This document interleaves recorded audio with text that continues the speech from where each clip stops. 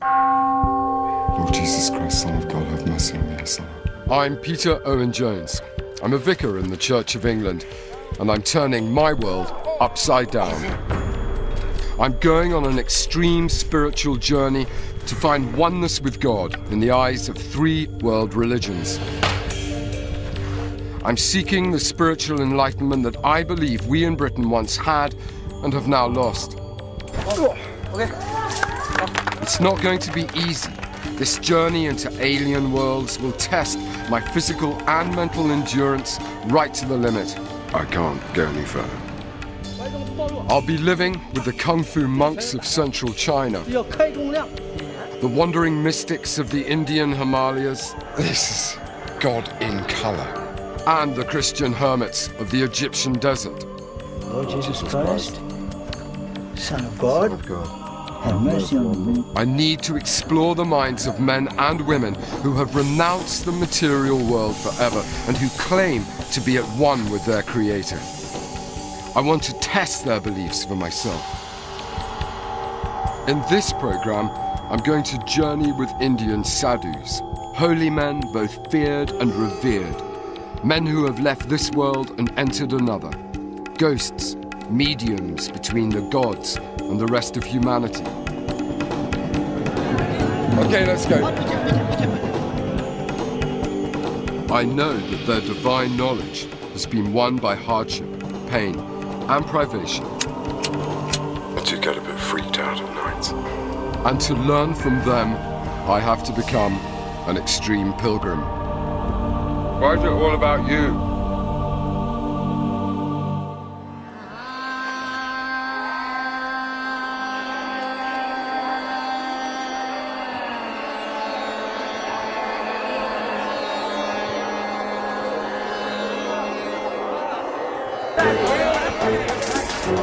India, early morning on the main line from Delhi eastwards towards the city of Allahabad.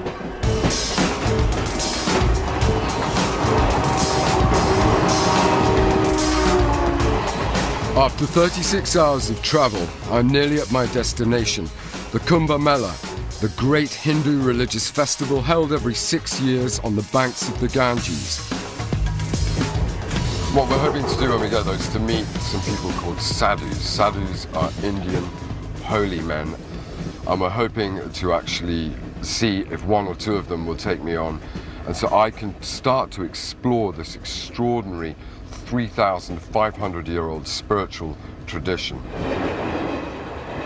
And I want to see whether that affects my understanding of God and my understanding of the divine. Is the sadhu view of the divine the same as the Christian view of the divine?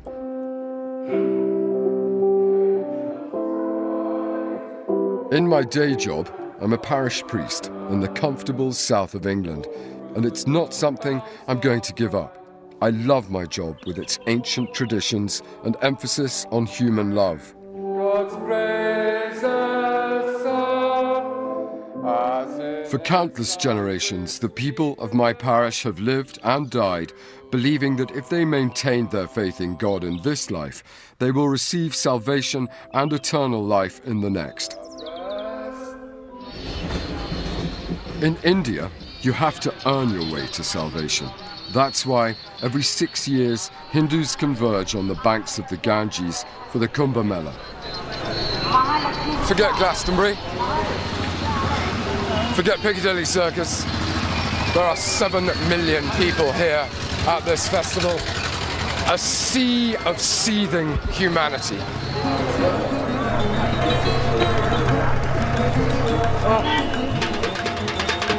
Hindus believe they are trapped in an endless cycle of death and rebirth. Salvation or oneness with God releases them from this cycle, but it can take many lifetimes of sacrifice, acts of devotion and purification to get there. And nothing is more purifying than the river Ganges. The reason why there are so many Hindu devotees here is because they have come to wash themselves. They have come to wash away their sin in this extraordinary river, and this is something that they have to do, to take this ritual bath in the Ganges. And being here, you can't argue with that. You can't argue with the strength of feeling that these people hold in their heart.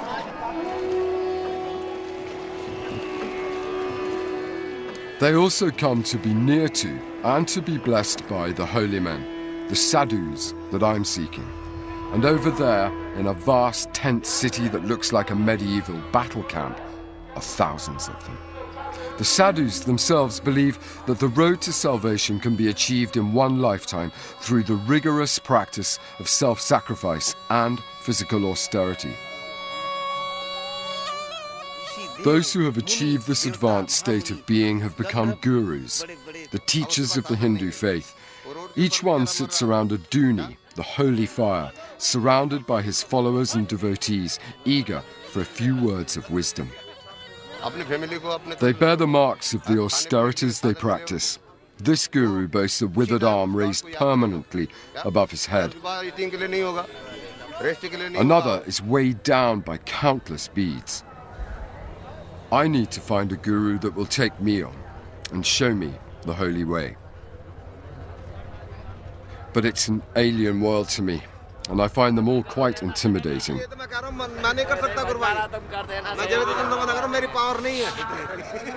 Eventually, I pluck up the courage to ask one guru.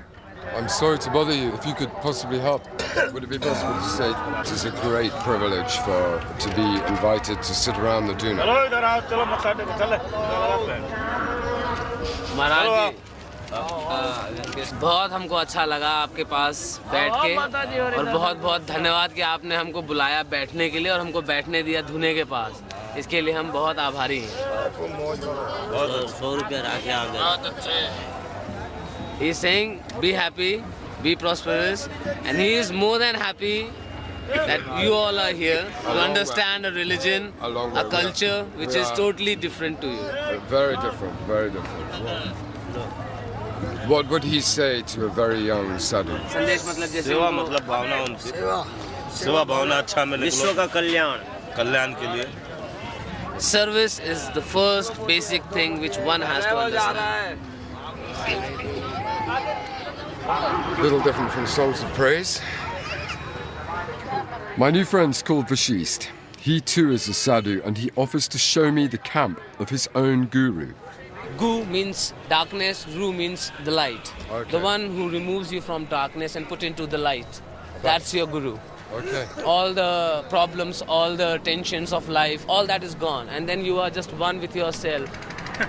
I soon find from Vashist that sadhus are highly organized and most of them belong to the 13 different orders, sects, called akharas. Okay. I belong to Juna Akhara. Okay. So we proceed to that akhara. Okay, I've never been, so we will come with you. You are Yeah, sure, we should. Thank you. Thank you. रास्ता छोड़ दें प्रभु बहुत हो गया This is the akhara's elephant. चिलम देना वहाँ पिएंगे एक चिलम तो गुरु कराओ पूरे चिलम जाएगी मार ले हाँ Vashist, what is this you're giving them? Is it candy? It is some dope for their smoking. Ah, some dope for this. Yeah, they are sadhus, they smoke dope. चिलम तो जब पूरी करो कर्म से हमारी ए मैं जी महाराज तुम नहीं ले चल गए अब कोई ना मुनी तो बताइए आपने Do all sadhus smoke dope? In Juna Akhada, mostly all. Okay. And here is our camp, and we have arrived. So this is my camp, and my Guruji is sitting on the top of the Okay. gadi. So we are welcomed here. Okay. Please sit. Speak, Sit. have a seat. Thank you. Put your bag and go and do as I do, ne?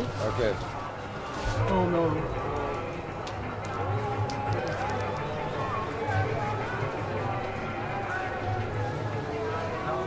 Sit. Vashist's guru says nothing. He just sits, smiling and watching everything. I'm invited just to sit too and bathe in his presence. ऐसे बैठने देना बड़े होकर के विद्वान अच्छा पुरुष विद्वान और Stranger still is the one-handed apparition that sits at the Guru's side, ministering to his every need. As night falls, more visitors come, including an itinerant band. They seem to be singing songs exalting his status and are paid from a pile of notes at the sadhu's side.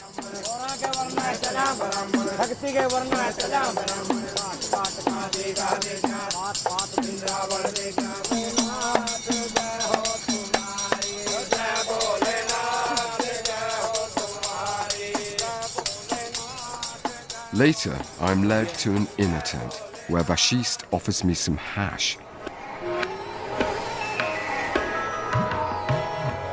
Sadhus see it as fundamental to their religion.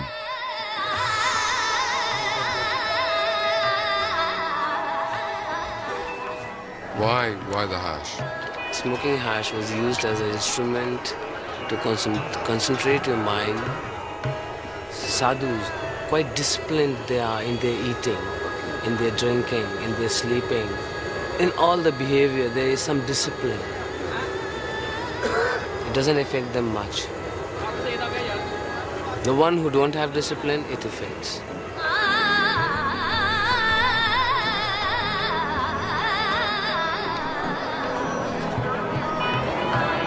Really stoned.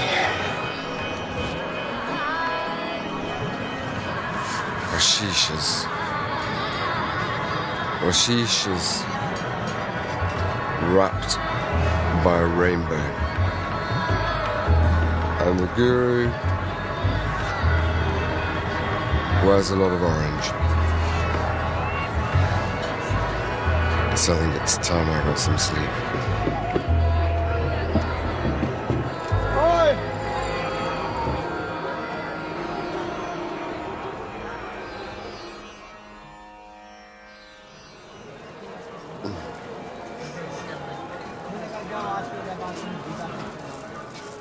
Next day, I begin to see how it all works. The camp is maintained by a small army of devotees and initiates. Once again, I'm invited to sit with the Guru. His name is Jagdish. Are they your brothers? ये सब हमारे भाई हैं।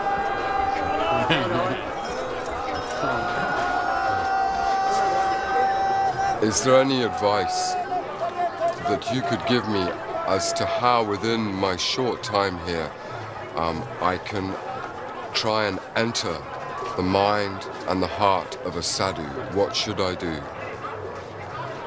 ऐसा है कि उसके लिए आपको सब मतलब अपने आप को बिल्कुल समझने का प्रयास ना करो। जो भी आपका ये बॉडी है, ये नहीं मतलब सुन कि मेरे ये बॉडी नहीं है, सब अचराचर एक ही हैं, सब संत सभी में वो भगवान व्यापमान है। Later, I take the first steps in what will, I hope, be a route to enlightenment. As a vicar, Jagdish sees me as a holy man already, so I'm being fast-tracked into the order as his pupil, just as well, because I'm being spared the indignity of having my hair shorn. ऐसे ही हमारे भस्मी लगाने के बाद case ऐसे ही बनते हैं सबके। Case की तो कमी नहीं है।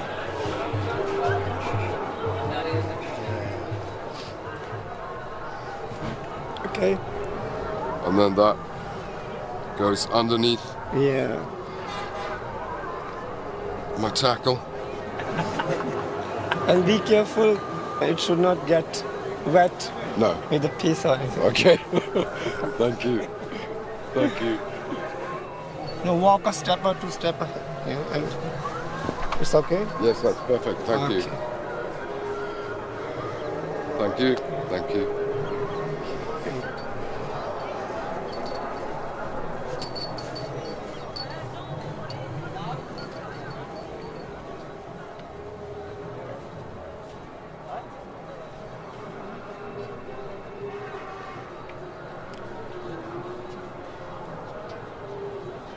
I'm not quite sure where I am in these encounters, and so I'm listening all the time to try and work out where the line is, where my line is. I'm very aware that there's very serious protocol that I mustn't, and there are certain marks that I mustn't overstep. गुरु पता नहीं क्या क्या कर रहे हैं, हम उसको देख देख के करेंगे तो हम तो पागल हो जाएंगे। गुरु मर्यादा के लिए गुरु के पीछे पीछे चलो, है ना। गुरु करता है वो मत करो, गुरु कहता है वो करो, है ना, है ना। ये तो मिट्टी का शरीर है, मिट्टी में मिल जाएगा। जितना भजन करोगे वही साथ में जाएगा। कलयुग में भगवान नहीं मिलने वाला है, गुरु का नाम सुमरने से पार हो सकते हो।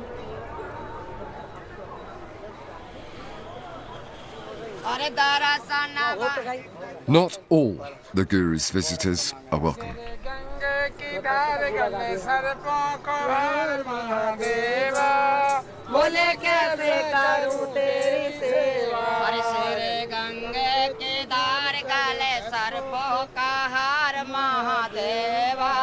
These are the Vitari. They are eunuchs, and they dress as women, but they are in fact men.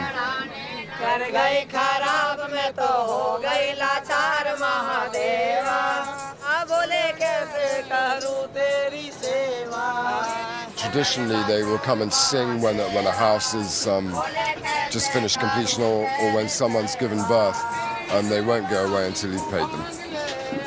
And they're not actually that good.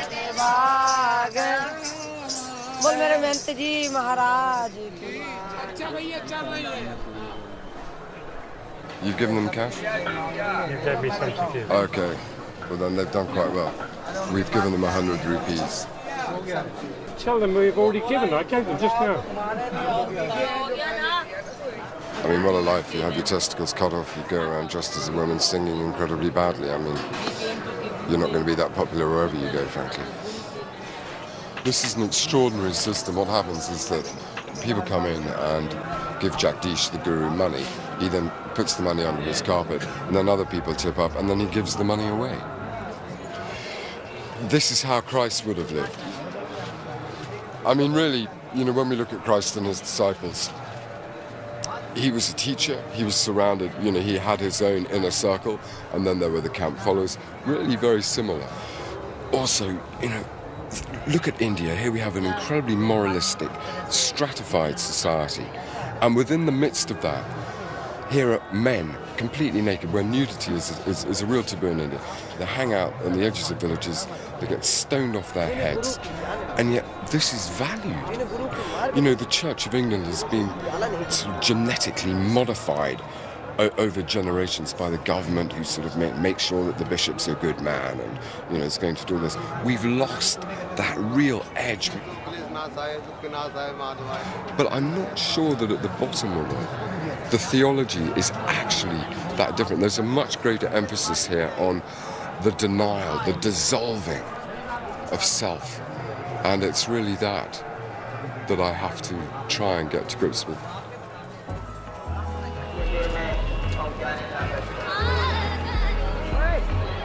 It's the early hours of the 19th of January. The rising of a new moon makes it the most auspicious day of the festival. Pilgrims are still arriving, and the Mela is full to bursting point.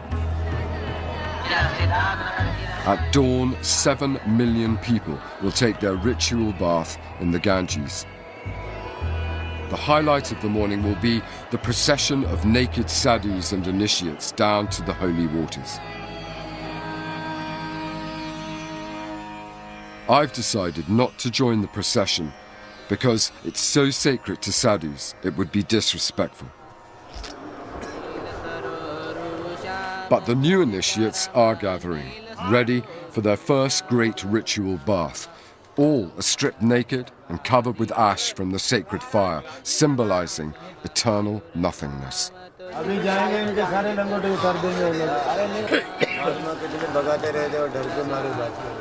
Ancient swords appear. They are actually relics of the days when Junakara sadhus fought firstly Muslims and then the British to preserve their faith. I'm not sure that hash and weaponry is a good mixture at 5 o'clock in the morning, but there we are. Her her Mahadev, her her Mahadev, her her Mahadev, her her Mahadev. At 5:30 a.m., garlanded with fresh marigolds, we set off. Mahadev, Mahadev, Mahadev, Mahadev, Mahadev, Mahadev, Har Har Mahadev, Har Har Mahadev, Har Har Mahadev, Har Har Mahadev, Har Har Mahadev. As we make our way to the gathering point, the initiates become beside themselves with excitement. This is the last time the Guru and his family of holy men will be together for another 6 years. Tomorrow they will disperse across this vast country.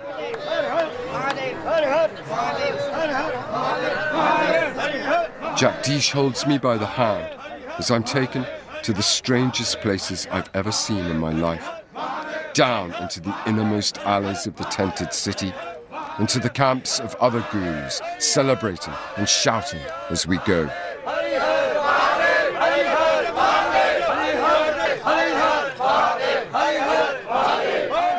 The tent feels claustrophobic, inhabited by living gods. It's like being at Neptune's court, deep under the sea. वो पगला गया हुआ है कितनी भीड़ का भी देखेंगे बैराग आ रखा है उसके अंदर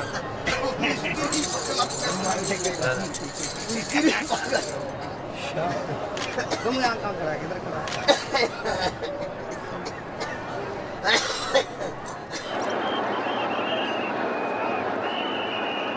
For Hindus, this part of the Ganges is a power spot, a meeting point between heaven and earth. For the mass ranks of sadhus, the purifying effect of bathing at this specific time are magnified 100-fold. They're happy because they are that much closer to liberation from the endless cycle of death and rebirth. So at the starting point, the sheer joy and exuberance actually make it a dangerous place to be. In the jostling for precedence, there could be a stampede. It is quite simply too dangerous for me to go any further, and Jagdish leads me away.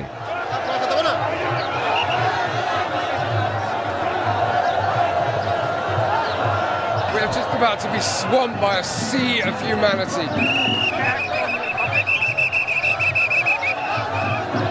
Okay, let's go.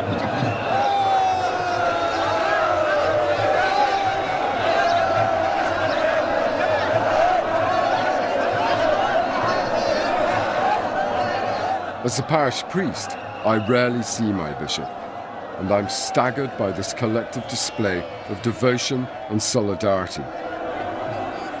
This is a festival celebrating that strength of faith.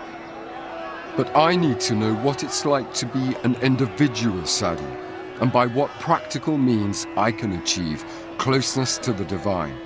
And I need to see how a sadhu applies this unshakable faith to the outside world. So for the moment, all I can do is take in this great swathe of humanity engaged in one of the world's greatest devotional acts.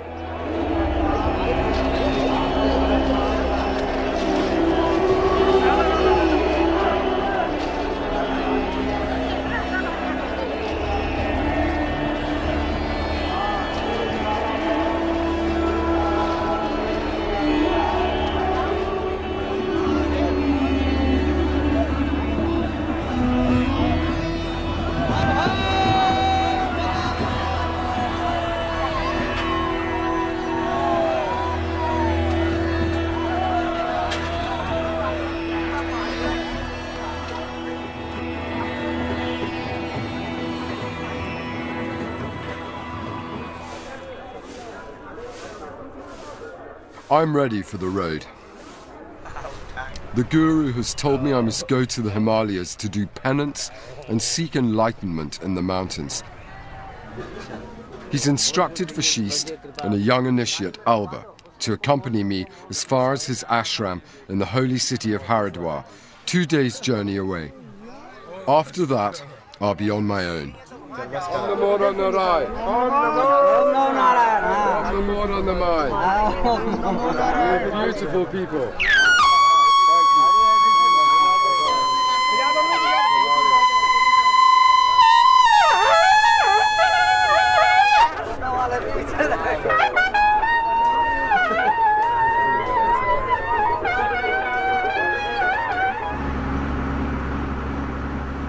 Most of the next day is spent on the slowest lorry in India.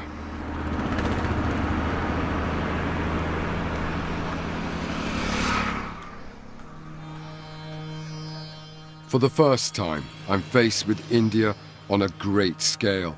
Its color, its riches, its poverty, its sheer diversity. And I'm struck by how religion permeates every level of society.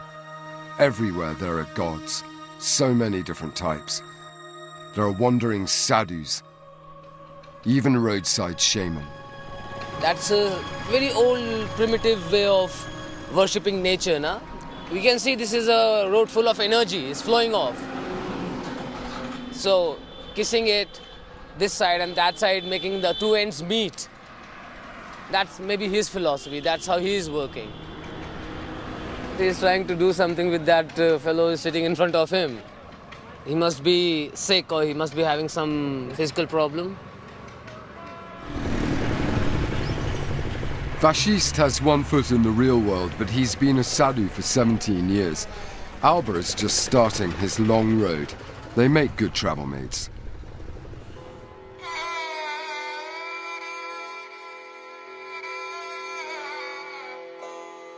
We've been roughly following the banks of the Ganges northwards, and near Haridwar the river splits into many channels. Here it's possible to wade across the mighty river, the water's still icy from its source in the mountains.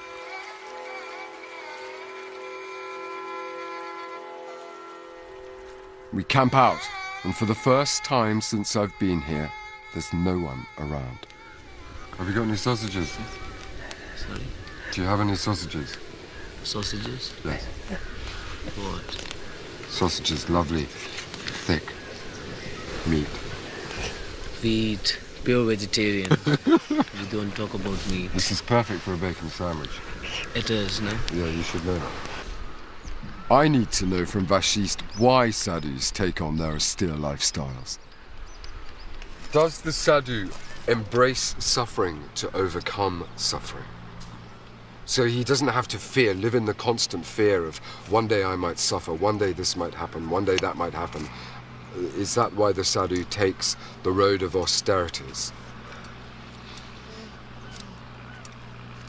Austerities are, or you can say, it's the instrument to purify yourself. Purify your thoughts, refine your way of living, discipline, everything.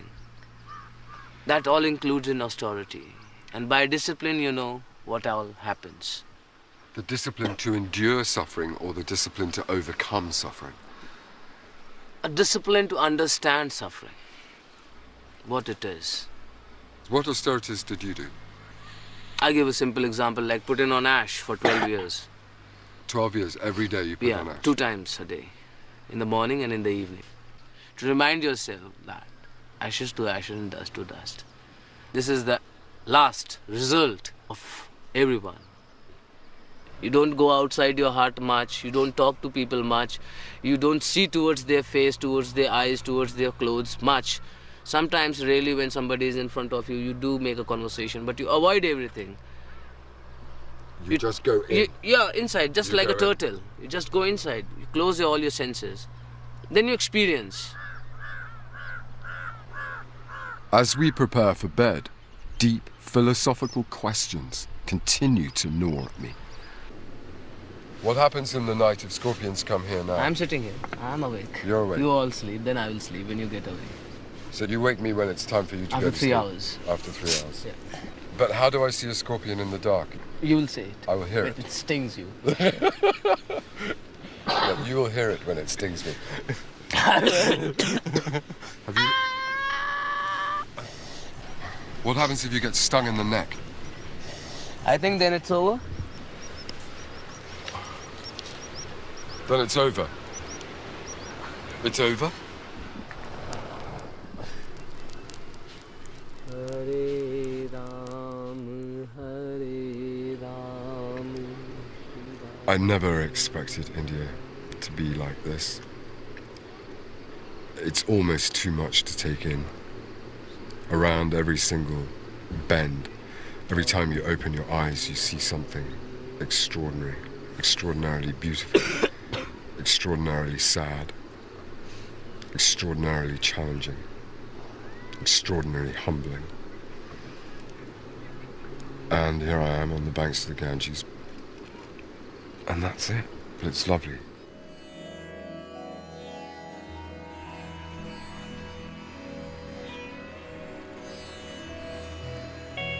Next morning, Vashist attempts to teach me some yoga moves. He sees it as a vital part of my training for the mountain life of a sadhu. But I also discover that even a sadhu worries about his figure.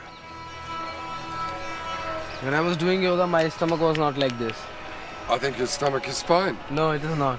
What's the matter with your stomach? It should be inside, more inside. Oh, I see. It's outside, you see this? This should not be there. That's too many chapatis. Yeah.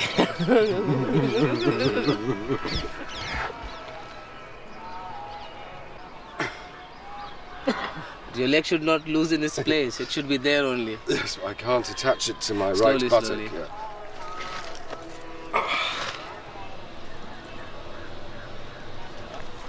Here, like this? Yeah. You will balance on these elbows. Like that? Yeah.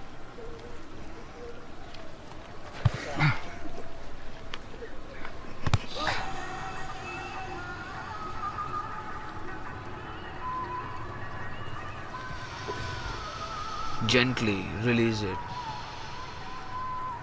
The pranayama gives you fire, which is necessary to produce energy in day-to-day life. It purifies you, it calms your mind, and it gives you focus for the day. That's what pranayama is meant.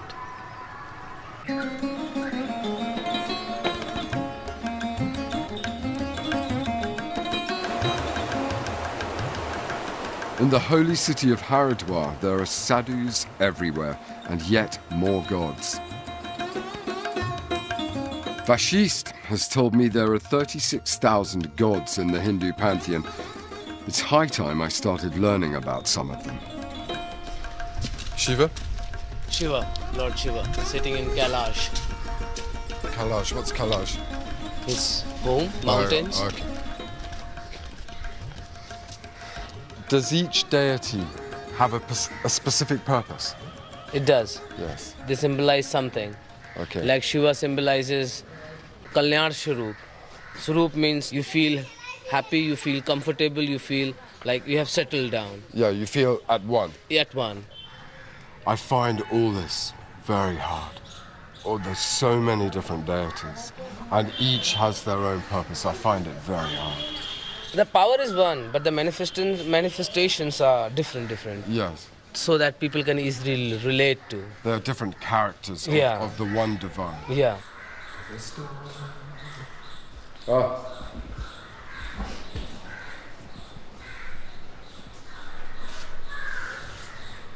This is the gods dwelling in the mountains, in the Himalayas. Most of them, because the mountain signifies purity, na?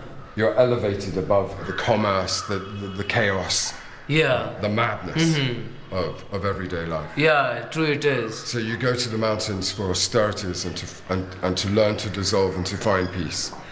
Yes, you go to the mountains to learn, to do penance, and get self-awareness, and that's where you are going. I know. I am. Rather terrifyingly. I am actually very apprehensive about going into the mountains on my own. Vashist says I will need a blessing from the Guru. So when we reach his ashram, I'm full of questions and in need of advice. But Jagdish is already one step ahead of me, and what I think will be a simple blessing turns into something altogether different.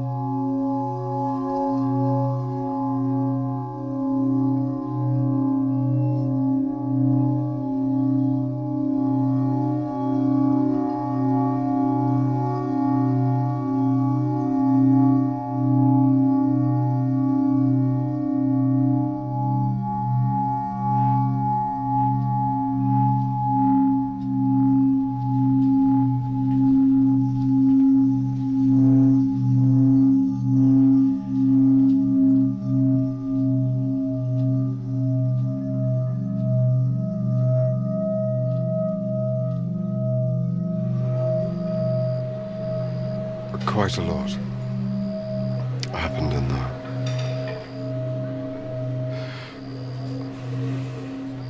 I felt a letting go of desire, a letting go of self,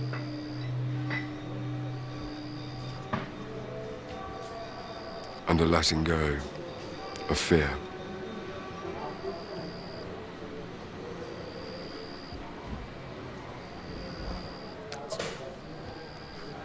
I'm ready to go to the mountains now.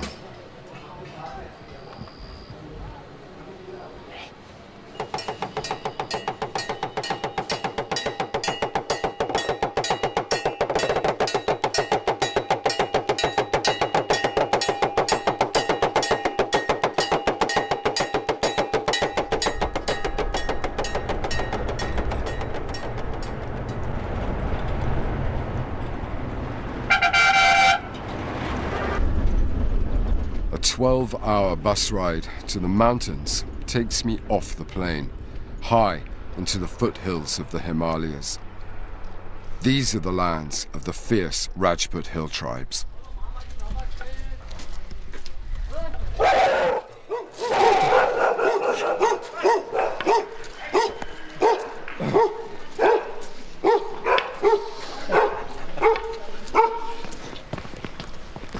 This was Vashist's last gift to me.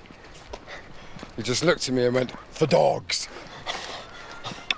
He said to me that sadhus have 4 enemies: thorns, Brahmins, which are the very important priests, women, and dogs. Armed to the teeth.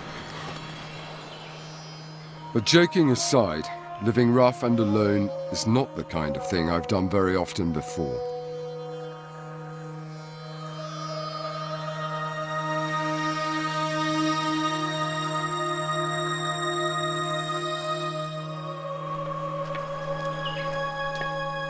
After a few hours of walking even quieter roads, I see the village. It's to be my home for the next week. There it is. Vashist had a cave just outside that village. And his cave, I think, is just to the left. And that's where I'm going. I'm not really looking forward to this.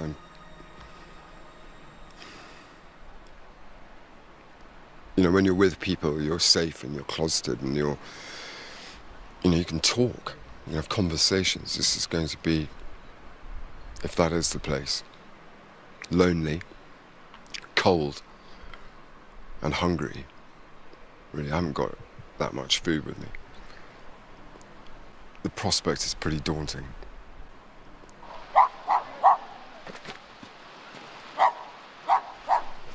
Aside from the ever-present dogs, I wonder how the villagers will receive me. Excuse me? Kadong? Kadong? Kadong? Who knows? They seem more nonplussed than unfriendly. Tadong? Tadong? Tadong?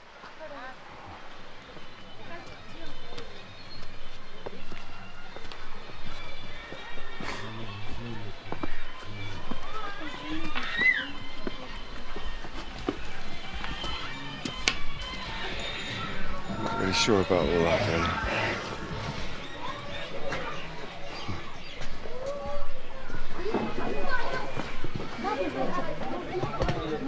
Mandere?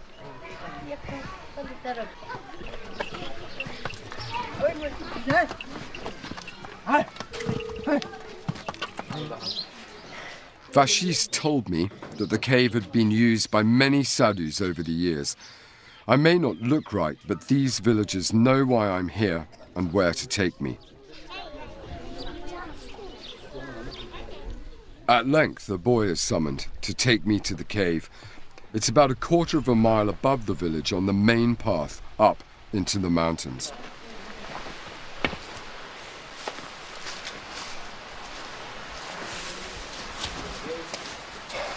It looks like it hasn't been used in years, but inside there's a dooney, the sadhu's holy fire. That's the dooney. Needs a bit of work.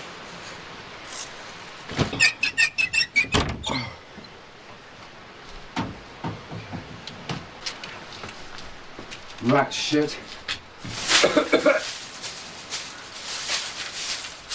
I wasn't expecting it to be this musty. I was expecting it to be much more open. It's quite a dark place. I can't imagine this place getting a lot of sun.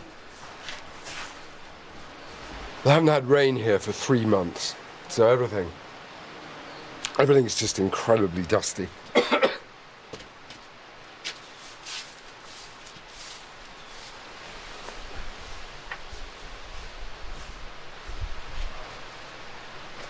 Oh, how kind. Thank you. Thank you very much indeed. Thank you.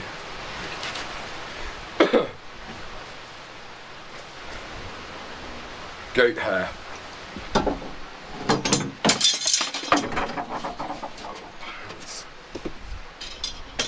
I get on cleaning the place. If I thought I'd be left to my own devices, I was hugely mistaken.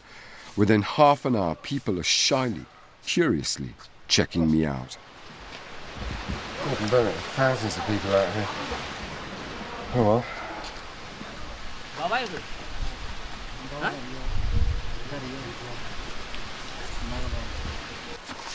I hope I will be able to spend some time alone. And that I'm not going to be some sort of zoo exhibit. Oh. What's... Oh yeah, for the dooney.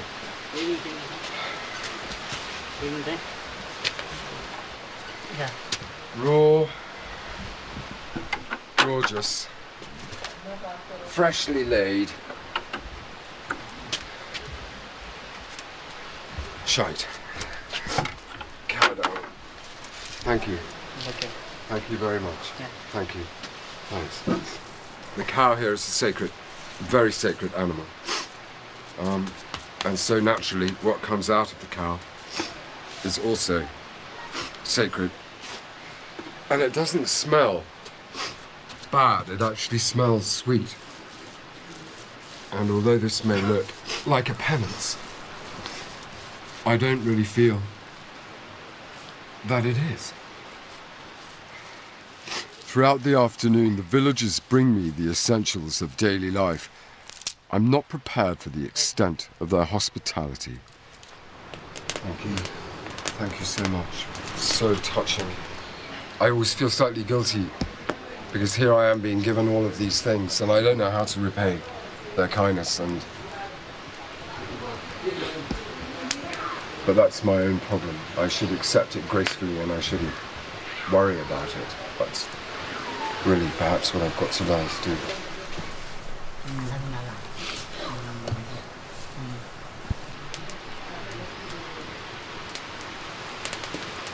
It's raining. This is the first rain we've had in 3 weeks. It's the first rain they've had in 3 months.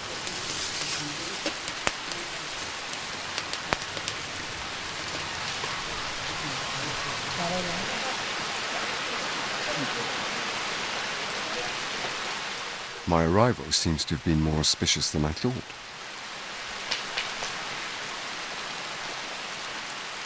For the rest of the day, people just keep turning up. Some just sit, happy to be in my presence. Others, like the village chief, who comes with his daughter, have real worries to share with me. भूखे मरते हैं लोग वो तो आपका चरण तो सही पड़ा था कल थोड़ा सा मतलब पाँव भर भी निकल जाता थोड़ा सा क्या दिन ऊपर वाले का है I will pray for my I am intrigued as to why he's brought his daughter and not his wife. It turns out she's to be married and he needs my blessing. महाराज गरीब है क्या करना है हमने खाली बेटी को देना है बस और क्या है गरीब हालत है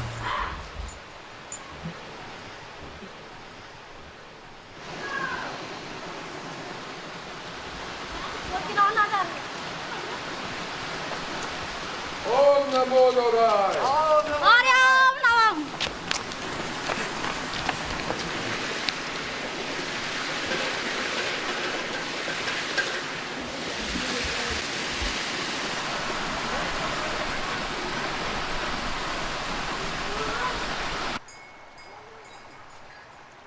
I found the day surprising and intensely humbling, and I'm forced to confront my role here. Well, so much for peace. It's been like Piccadilly Circus in there all afternoon. I've realised, I can never be a sadhu. I'm a Church of England vicar, but I'm being treated like a sadhu. It's an extraordinary position to be in. It's actually not this great liberation that one assumes it might be, where you're casting off all the clothes and the cares of the world. There are very distinctive things that I'm expected to be and I'm expected to do. And most of the time I'm not really sure what those are. We'll see how it goes.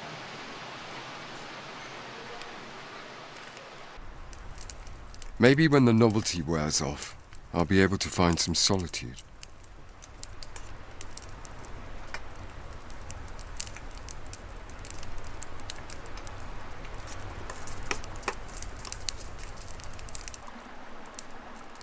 During the night, I have another visitor. By the next morning, I'm really rather regretting my reaction.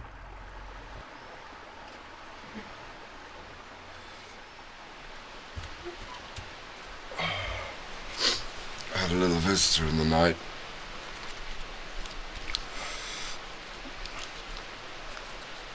I'm afraid I hit him with the roti pan.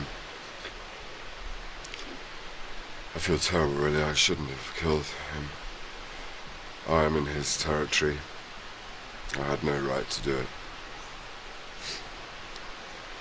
And sadhus don't kill things. I'm sorry, mate.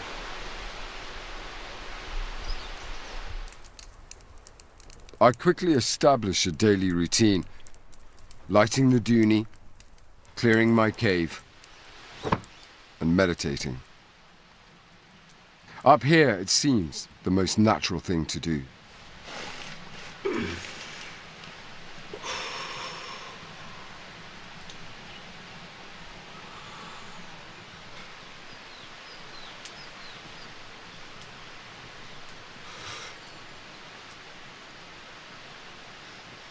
Shorn of the trappings of my so-called modern comforts, I'm beginning to feel part of this mountain world. It helps that my presence here has been blessed by the head man. नहीं sir, उसमें कोई अंतर ही नहीं। उसमें साधु के रूप में तो प्राय और आपना का तो कोई संबंध ही नहीं होता है। उसमें अगर कोई साधु संत अगर कोई सही है तो उससे काफ़ी फर्क पड़ती है गाँव वालों को, क्योंकि बच्चे भी काम पे सही रहते हैं, स्कूल के बच्चे भी टाइम से जाते हैं, हर कुछ काम जो है हमारा सही होता है कि स्वास्थ्य अपनी ठीक रहती है और गांव की सफाई होती है और कई लोग जो है वहाँ सत्संग में बैठते हैं और जो भी कोई अन्य बात होती है वो सब देव कार्य की बात होती है और सबकी बुद्धि जो है सही रहती है। ना जाने साधु के भेष में भगवान भी होता है, पर उनका ये ठिकाना नहीं है कि महीने भर भी रह सकते हैं, हफ्ता भर भी रह सकते हैं, 3 दिन भी रह सकते हैं। अब साधुओं का और शाम का जो है फिर आइए, आज यहाँ है, कल वहाँ है, परसों वहाँ है, बस चलते रहते हैं।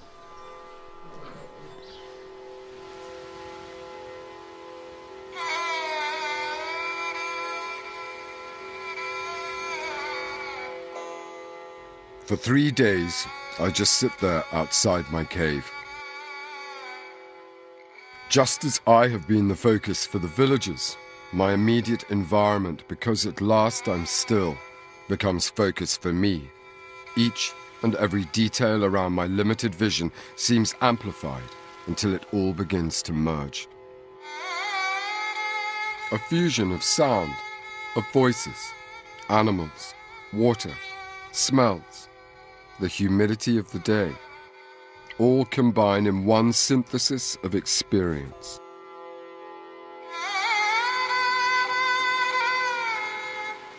I'm beginning to see what dissolving the self entails.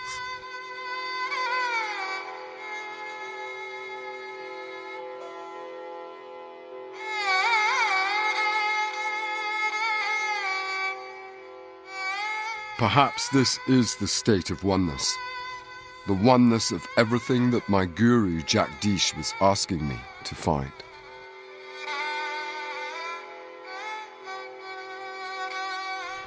Today, as really in all the days here, has been extraordinary. Increasingly in education and how to live alone, but more really in education and how to live, I think. I know that sounds a bit heavy and you probably think, what on earth is going on about? But I haven't been able to sit back really for the last 15, 20 years. I've just had no time to sit back. And it makes an incredible difference when you do. Bits of it are terrifying, but other bits are illuminating. The idea that there is no destination, there's nowhere to arrive, there's no home, you have no home. Your home is incredibly temporary. It's completely alien to how we think about how we're going to live our lives. But that's part of detachment, that's part of not getting attached to places and using that as a prop, saying, well, I've got to do this and I must paint the living room and I've got to do all that. You don't need to do that in this lifestyle. And that's a huge liberation, not to need to do that.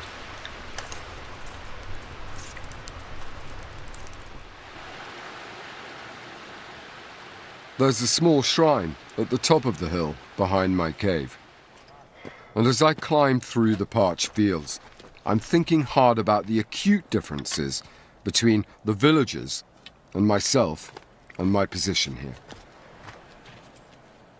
I think it is possible to become at one with the absolute. Eventually, but other ideas are pulling me back. The realization that I'm a product of a society that recognizes economic well-being as much as the spiritual. I just can't help feeling guilty and angry about these differences. There are 100 families living in that village. There's not one loo. If you need to go for a dump, you have to go to a designated area outside the village. And if you go down there, it's just carpeted with human shit. How many people in the UK could afford to buy these people a toilet? It's a very different view here of holy men. What you bring with you is an escape route from the very harsh realities of life.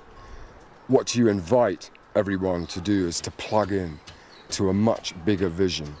And in the context of the poverty, that is a very powerful sweetener. And I think that what bears testament to that is that they have so little, and yet they are prepared to share what they have with the holy man or holy woman who embodies that vision. That is how seriously they take it. And almost to sustain the individual in his or her quest means that they are also sustaining that vision. They are keeping that vision alive.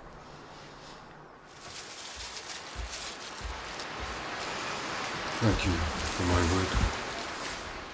I've realized that I can't do the sadhu's austerities or live up here for any length of time. You at the back in the groovy hat? Bye-bye. Bye-bye. Om Namo Narai! Maybe my presence makes a difference to their lives, but like the sadhus before me, it's time to move on. Om Namo Narai! Om Namo Narai!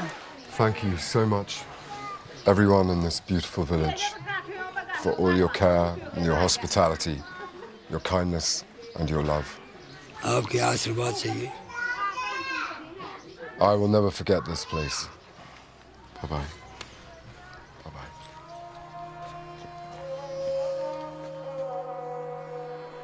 I've been in India a month now, and for the first time, I'm feeling weak and ill. But I have to press on and see the Himalayas, the goal of all sadhus, to behold the mountain home of the gods, Shiva and Vishnu, and consider their place in Hinduism. Over the last month, I've travelled from the sacred Ganges to the source of its tributary, the Yamuna, and from a festival of 7 million people to a mountain village of 500 souls. Now there's only me, standing before the throne of the gods. What I've learnt in India is that these holy men aren't aloof from the world.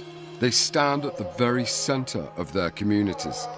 They occupy this space because they are sustained by the faith of those communities. And I get the sense that that's the spiritual role I would have been performing in my own parish 2 or 3 centuries ago. But I haven't the stomach to ponder more. Illness is dragging me back to more material concerns.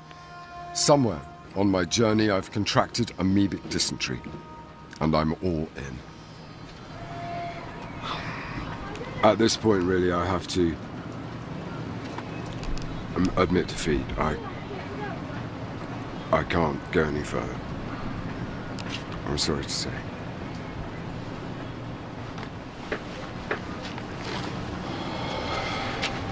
I need to go and find the toilet.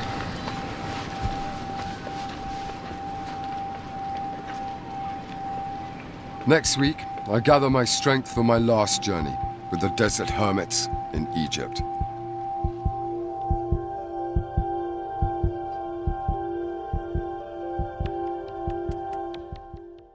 Over on BBC One, the pressure mounts on Cabinet Minister Peter Hain. He's been reported to the Parliamentary Sleaze watchdog over thousands of pounds of donations to his failed deputy leadership campaign. We'll have the latest on this story live from Westminster. And here on BBC Two, Joe Brand and Bill Bailey chew the cosmically coloured fat with Stephen Fry and QI next.